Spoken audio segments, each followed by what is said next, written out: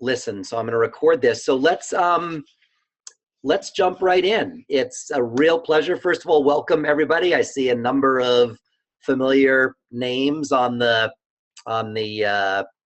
number of attendees. And over the last couple of weeks, we've been able to talk about the design of the march. And Rachel, I've shared with folks the map that you and Gon or others had developed that we used at the last steering committee meeting, showing the basic route of the march. Mm-hmm. But I'm really pleased to introduce to everyone on the call Rachel Schragus, who is one of the masterminds of the PCM arts team, which is just a remarkable team of creative artists who worked together, many of them, to make the march in New York a real artistic tour de force, and who are coming together again to do the same with Washington. So Rachel, why don't I hand over to you, and you know, you've got on the phone faith leaders from around the country, many of whom are coming to DC, some of whom are going to be connecting with sister marches in their own communities if they're outside of the catchment area, but they're eager to hear more about details. If it would be helpful for you, I can put up the the route map or not, whatever's easiest for you. But and what we'll do, Rachel, is everybody can we'll get questions from folks via a sort of a chat function. So as those come in, I'll make sure I read them to you at the appropriate time. So why don't I hand it over to you, and thank you so much for being with us. Of course, happy to be here. Sorry there's not a visual. If you want to put the map up, that would be great. Great. Okay, I'll do that. It'll take me a moment to get it up, but I will do that right now. And hello to everyone. It's so funny to speak into a computer and see just Fletcher's face and know that there are so many powerful faith leaders here listening to me. I myself, all of my organizing background comes from working with Jews for Racial and Economic Justice in New York City, doing Jewish anti-racist organizing. And so I have a real fond respect for the work that you all are doing organizing for PCM. What Fletcher just shared and what you've all seen is a lineup that basically you see there's 3 yellow rectangles and they communicate 3 different parts of the day. Or there's three rectangles in the circle. So there's 3 different parts of the day. And Fletcher, cut me off if this is things that you have heard, you've communicated already. No, this is good. At the beginning, we're going to line up according to different constituencies that name their values. So I don't know if Fletcher has said yet that Faith is holding down the Keepers of Faith contingent in the march. And other contingents are the Protectors of Justice, which is frontline community and water protectors, indigenous communities, Defenders of Truth. Oh, Rachel, we lost you there. Can you still hear us?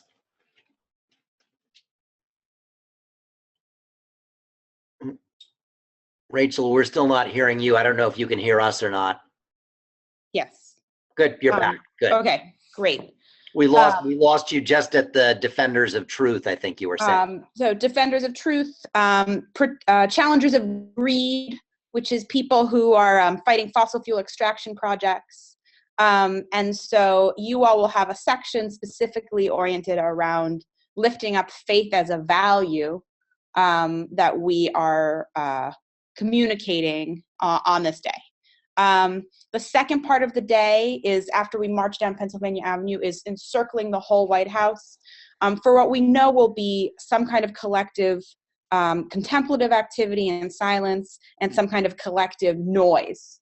In 2014, we called this moment of silence, moment of noise, and there's still a lot of debate about how we escalate that ritual, how we do something together that communicates more sobriety and more anger because of what's happened in the 3 or 4 years since. And Fletcher and I, in fact, had an interesting conversation about how Muslim communities, maybe some of you on this call are thinking about that as a moment of prayer, the midday moment of prayer, and maybe there's a way in which we could bring other parts of the march with us and thinking of this as essentially a moment of prayer surrounding the White House.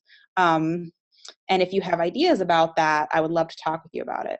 The final phase is a mass gathering on the Washington Monument grounds, where there will be some speakers, music, and the opportunity to connect with one another. And as an artist, arts coordinator, I'm particularly excited about to see each other's artwork that we're making for the march. So that will mean some form of laying down of all of our signs to look at individual signs, and also participating in having conversations about the larger art installations that are currently being visioned around the country for that time. So that's the really big overview. And Fletcher, maybe you can help me figure out what else you think it is that people would most be helped by knowing. So I think it would be great, as well as a lot of fun, if you could share with folks some of the I think it would be great if you could, if it feels appropriate, to talk a little bit more about some of the tensions and the process that the arts team is working with when you're thinking about the Circle the White House action. And then also to share, some nuts and bolts about, a number of people have heard about the Circles of Resistance parachute, and to say a little bit more about that, and talk about other iconic arts pieces that you all are working on, because that's just always fun to hear. Hear about any available arts space in DC. Sure. That you should know about. And I think on a real nuts and bolts level, anything you've learned from DC Action Lab about if people are making their own signs and bringing them with them, materials that they should avoid so that they don't get confiscated. Sure. So let's start with the Circles of Resistance, because that's the most exciting thing of my week too. So you might have heard about this program that we are supporting communities to share vision, to tell stories, and then to make art that represents that process of circling up. And we're calling these Circles of Resistance. Many communities are choosing to make parachute banners, circular banners, to physically represent that circle. And we have a program, a micro-granting program, to support up to 50 communities to visibilize their circle of resistance. So to get a parachute in the mail, to, if you want it, to have a visioning session, and then to get about $400 more after the parachute to spend how you need to buy supplies, to rent space, to pay for childcare, whatever it is you need to make that parachute visible. And we picked these parachute banners because they're a big object that takes up a lot of space, that makes the media and the people on the street know that your story is one that needs to be prominent and be told, that can scrunch down really small and fit in the bottom of your bus and in the top of your closet when you get home, so that you can use it again at another important moment. So if you want to learn more about that program, you can go to arts.peoplesclimate.org, and you can also email pcmarts@peoplesclimate.org, and that to start the application process. So again, that's pcmarts@peoplesclimate.org. And I'll send out that email address and that web URL also, everybody. So, but that's awesome, Rachel. Great. And Rachel, maybe if there are multiple, what I'm thinking also is that if there are sort of multiple requests or expressions of interest from faith folks that come in, excuse me, maybe, we might want to look for opportunities to coordinate or collaborate too. So maybe you and I can connect offline about how we might want to envision that. Yeah, there's two ways that we could, that already in the works that could include, and not that there shouldn't be more, but I know for one, the Unitarian Universalists are hosting kind of online visioning process, and maybe Chip, you can put in the contact information, or sorry, Fletcher, you can put in the contact information that Allie, Chip put in, gave you on that thread, about how people can connect to that. And then also I know that a group called the Sanctuaries, based in DC, who are a faith-based art organizing project in the DC area, are having a local visioning session to figure out some art that will be produced in the days before the march for the faith block. So if you or affiliates of yours are based in the DC area, or if you know faith communities mobilizing in the DC area, they could plug into that process. And Fletcher, I know you have the details of that. I don't have the date offhand, but I know that you have it too. Yep, I'll get that info out. Good. I think it's like April 8th or 10th, soon. I think that is a great idea to plug in, and also encourage communities to do their own circle. A circle of resistance can be small. It can be 5, 10, 15 people. And so you could do the process with your own community, or plug into a larger one. Shall I talk about the logistics of what art you can and can't bring? Yeah, that would be that would be good. That would be very good. So two answers. There's the answer from the DC police, and then there's the answer from the generations of art activist wisdom. I'll give you the generations of art activist wisdom first, which is that DC is not a city that has strict regulations in practice about what materials you can make art out of. No person who does fabrication for protest in DC that I have ever met has had trouble bringing bamboo, cardboard tubes, or reasonably sized pieces of wood, I would say smaller than a 2x4, to the street. If you're making a puppet, or if you're making an interesting installation that's not just a piece of art on a stick, doubly so. It's okay if there's PVC inside. DC is pretty flexible about art in practice. On paper, you cannot bring any stick that is wider than 3/4 of an inch in either direction. That's the official DC area police line, but I personally, and no one I know has ever had any trouble with it. And we are inviting many, many, many artists. We're organizing many artists to make things that will involve slightly larger sticks. So the risk that you're taking is very small if you don't follow that ordinance. But that's the official line. Great. That's very helpful. And how about good. So that's good. Rachel, say a little bit. I mean, you've got a better overview than almost anybody else of the range of thinking around art that is going into the march. And obviously, this is a particularly intense moment because of the administration. What are you seeing in terms of different groups' creative thinking and creative processes in response to this moment? Yeah. What a great question. I've been using the phrase vision gap a lot to talk about where we are. We're in a moment where it's hard to imagine what we could say that would be enough. And I think people are taking a number of different approaches, all of which are totally valid. Some is very directly demand oriented, right? Like, this is a moment not for frills and bells and whistles, but just for climate justice now. Simple text. Yeah, it's a moment to make your message heard. You don't have to worry about it being pretty. The other piece that I'm seeing in a lot of places is kind of two things. One, the need to rise above. I really am moved by the slogan, "We resist, we build, we rise." And so people wanting exactly to make extremely beautiful, nourishing art that is as much for each other as it is for pointing at the White House. It's for showing the breadth and strength of our movement. I think the parachutes, which are a really joyous object, help communicate that. It gives you the opportunity to stand in a circle, to wave something up and down. Anyone who's seen them, you end up throwing your hands above your head and watching the parachute fall back down.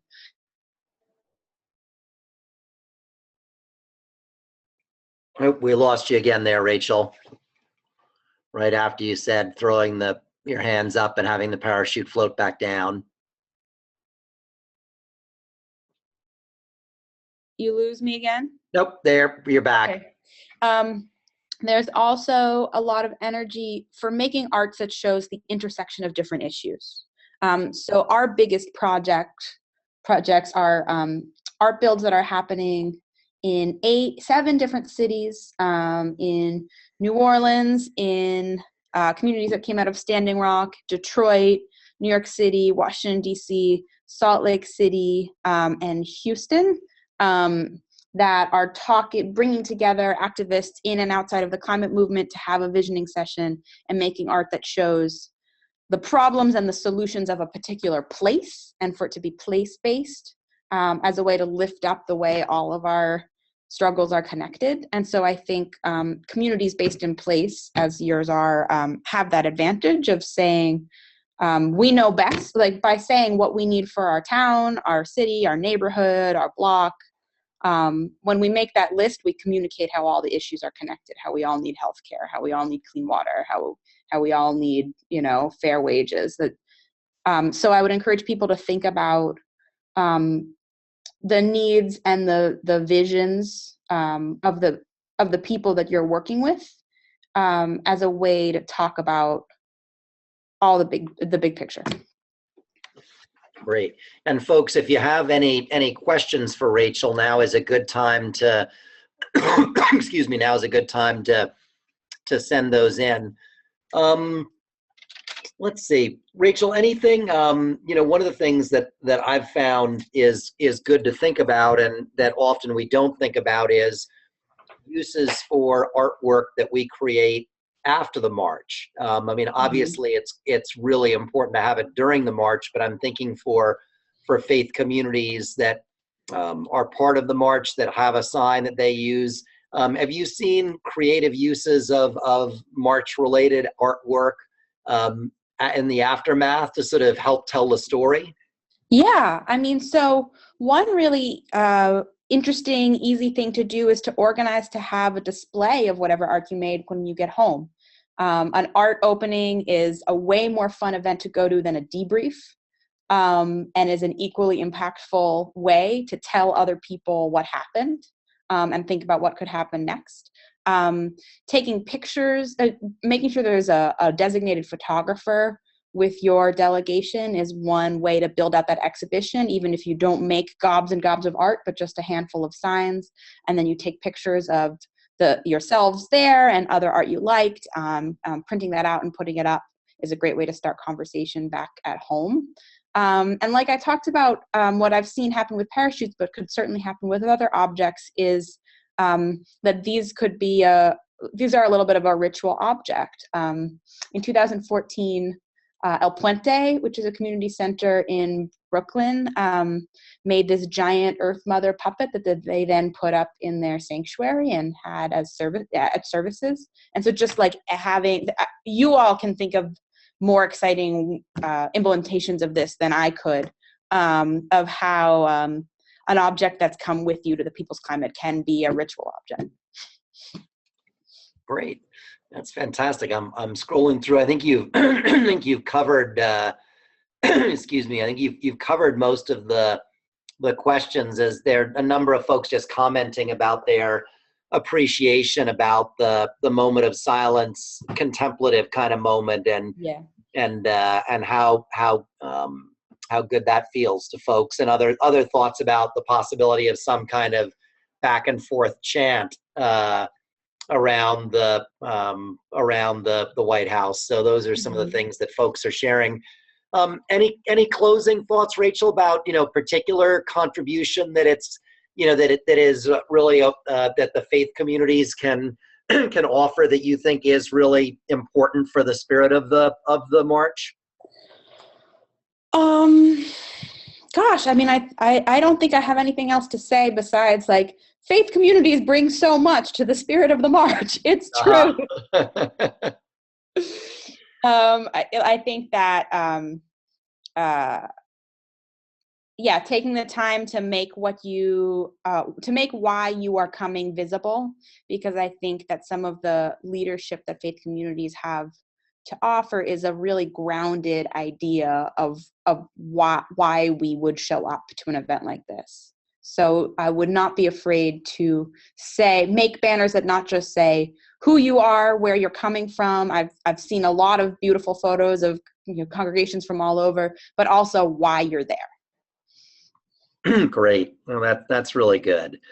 And we got one message from a person who's church is actually near the Capitol on the east side, and whose environmental committee is already making a huge display in their church and asking for groups to make commitments and have signs and that sort of thing. So Awesome. I'll put her in touch with you, Rachel. And one question is, from Kristen Barker at One Earth Sangha, is it possible to send in parachute ideas for any feedback? Are you open to that, Rachel, or are you? I mean, Totally. I know you're basically not sleeping at this point, but would you be? I'm happy to work. I mean, I think actually to answer Elizabeth's question about connecting with DC Arts and maybe the parachutes too, my close collaborator, Joyisha, is probably the best person to ask. I'm on a lot of the logistical coordination, and she's the person really supporting community groups to make a lot of these visions that I'm talking about on this call. And her email is Jayesha, which is JAYEESHA, at peoplesclimate.org. Okay. Great. I'll make sure that I send out that email. That's super. Well, Rachel, as always, great to talk with you. And I'm going to embarrass you once more and share. I'll tell folks that Rachel had a really spectacular piece of art that was about the 2014 march that was featured in the New York Times. And I'm going to send out a link to that. But it was really just it was a spectacular, both spectacular visually and also just remarkably informative and cool. So Rachel, and I've got more copies of that. So Fletcher, maybe we can talk about getting copies in folks' hands if they're interested. Great. But thank you. Excellent. Well, a real honor to talk with you all. Please don't hesitate to email me or my team. And I look forward to seeing you in the streets. Awesome. Well, thanks a million, Rachel. And everybody, don't go anywhere, because I think Carol Perry, is that you from Minnesota on the line? Yes. Can you hear me? We can, loud and clear. So great. Thanks a million for being with us. So we wanted to, for everybody, we wanted to share another good example of really mobilizing work that's going on. And our friends at Minnesota Interfaith Power and Light have been doing a really super job. And Carol is on the line now. And Carol, you've got about 45 or so folks on the phone from different faith communities around the country. So tell them, share the story of what you all are doing. I'm sure it'll be inspiring and helpful for others to hear. Well, we're trying to organize several bus loads. I think we're working on 8 and possibly more, departing from various locations in the state of Minnesota.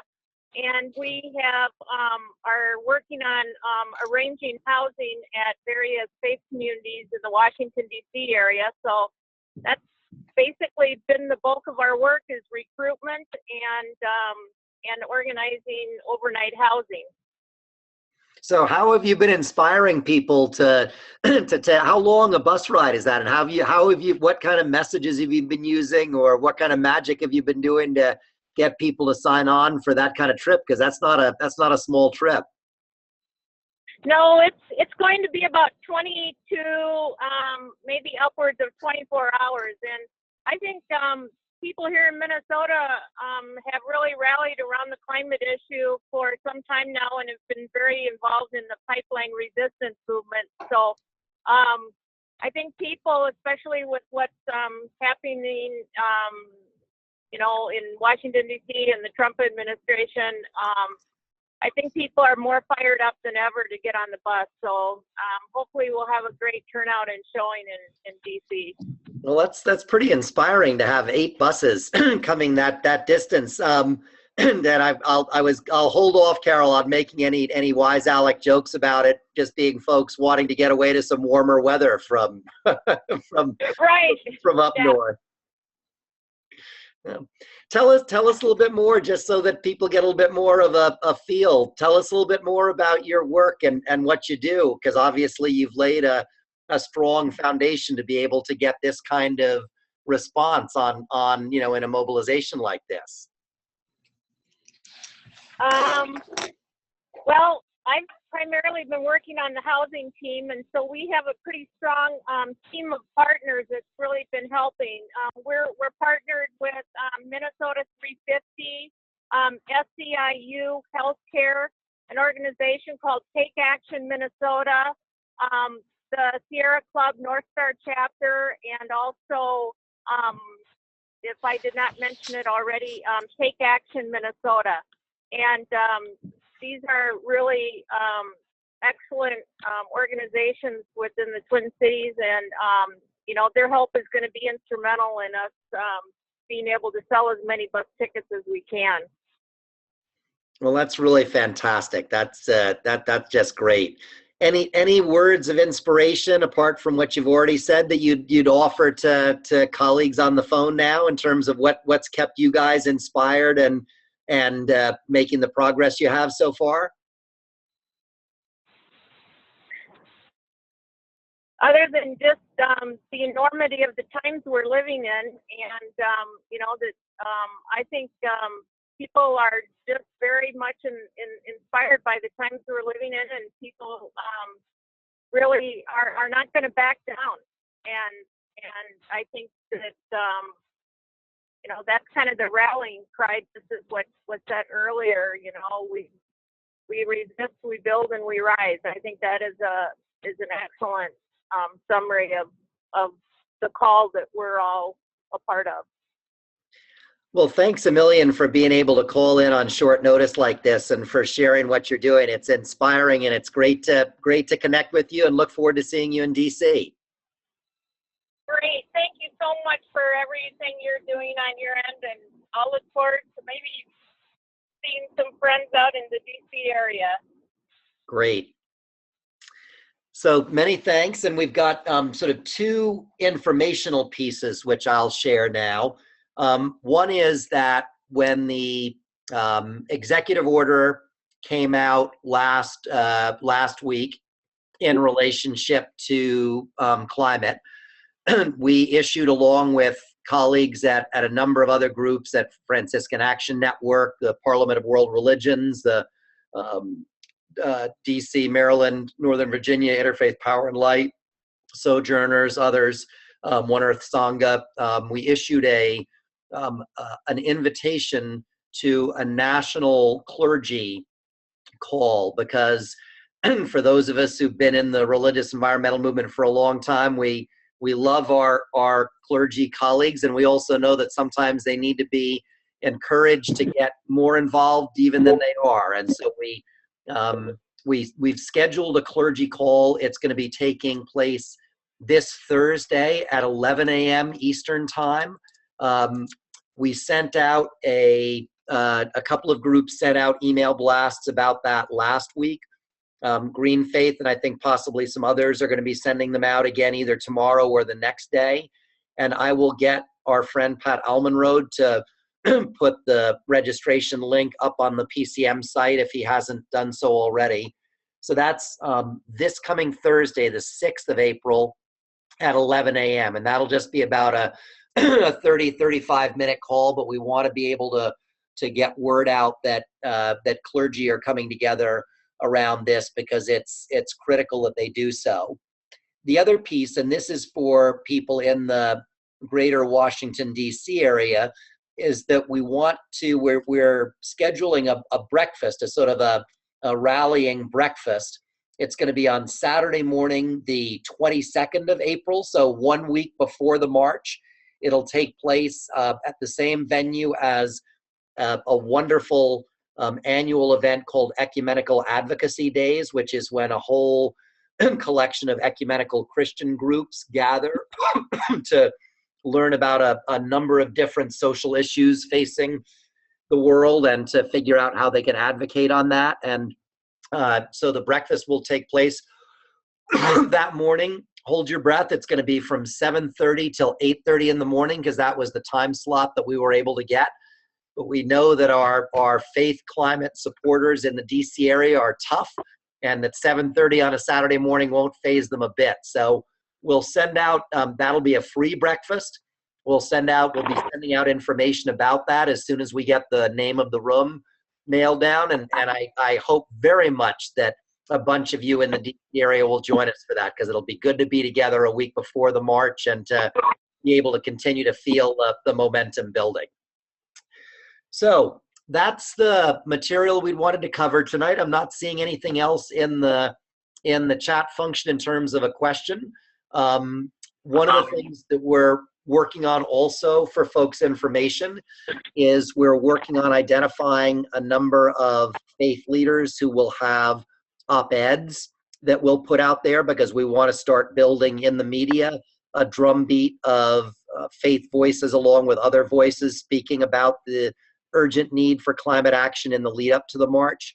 And at one point, whether it's next week or the week after, we'll have someone from the PCM communications team come on to talk about social media and different social media toolkit pieces that that we all can excuse me, that we all can get and make use of as we wish.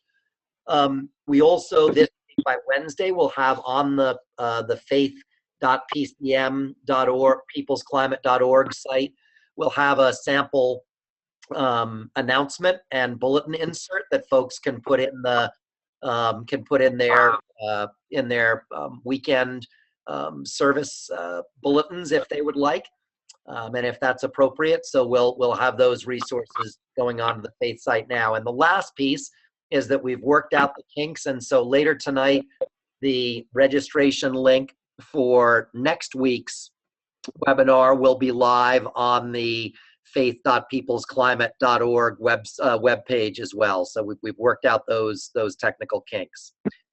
So that's it for this week. Many thanks, everybody. Good to be with you. Many thanks to our colleagues from Minnesota. Many thanks to Rachel, who's had to leave us. And on we go. Great to be with you. And we've got, what is it? We've got 4 weeks to go, or less than 4 weeks now. So exciting to feel the momentum building. Take care, everybody.